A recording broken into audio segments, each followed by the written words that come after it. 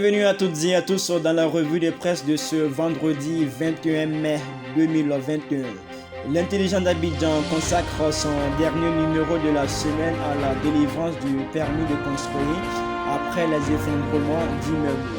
Le confrère propose au lecteur des réactions sur les mesures prises par le ministre Bruno Kone, tout en précisant que plus rien n'est comme avant. Le complot contre la sûreté de l'État, comment maître Abdoulaye Ben Meïti a volé la vedette au procès Soro et consorts, lit-on également à la une du quotidien. Et chez le confrère de Le Nouveau Réveil, on s'interroge plutôt en ces termes. Promesses et annonces de séduction, sans suite à Bobo, où sont passés les milliards décaissés par le gouvernement.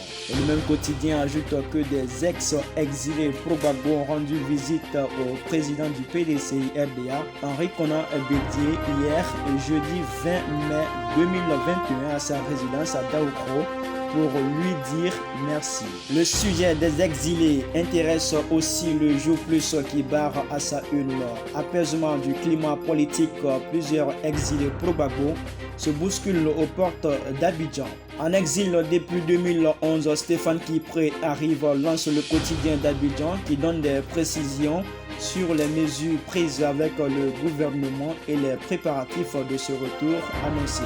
Parlant de ce retour, le site d'information connexioivoirienne.net précise qu'il est fixé au 28 mai 2021, rapportant les propos des partisans de l'Union des nouvelles générations, formation politique que préside Stéphane Kipré.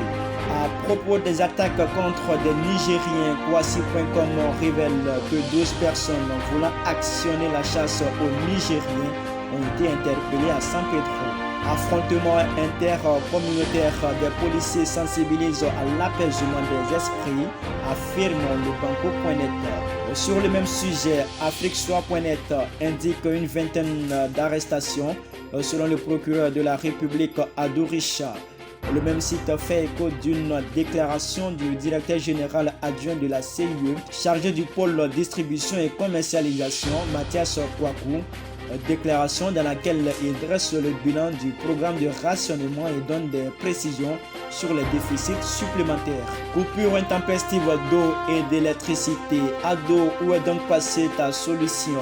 S'interroge l'héritage. Toujours selon le quotidien, Maurice Kakou Gikawe, secrétaire exécutif du PDCI RDA, annonce sans indication de date le retour d'exil de l'ex-maire de la commune du Plateau, Akossi Benjo. La une de l'Arc-en-Ciel est consacrée à une interview accordée par le quotidien au président de l'Union pour la démocratie et pour la paix en Côte d'Ivoire, UDPCI, Albert Mabry Toipus. Dans cette interview, il se prononce sur la rupture de son parti avec le RHDP, le retour de Laurent Gbagbo et l'avenir de l'UDPCI. Je ne regrette rien, confie-t-il le confrère. Ainsi, avec le sursaut que nous bouclons cette revue de presse, le journal raconte comment des assaillants ont attaqué et incendié 2 postes douaniers dans le nord du pays avant de prendre la fuite. Et au confrère de se demander s'il s'agit de terrorisme ou de vandalisme, le quotidien renchérit sa une avec ce titre: crime organisé et extrémisme violent, la Côte d'Ivoire, la nouvelle plaque tournante de trafic de drogue. C'est tout donc pour ce dernier numéro de la revue de presse de la semaine. Merci de l'avoir suivi. Excellent week-end à toutes et à tous sur l'Intelligent TV. À bientôt.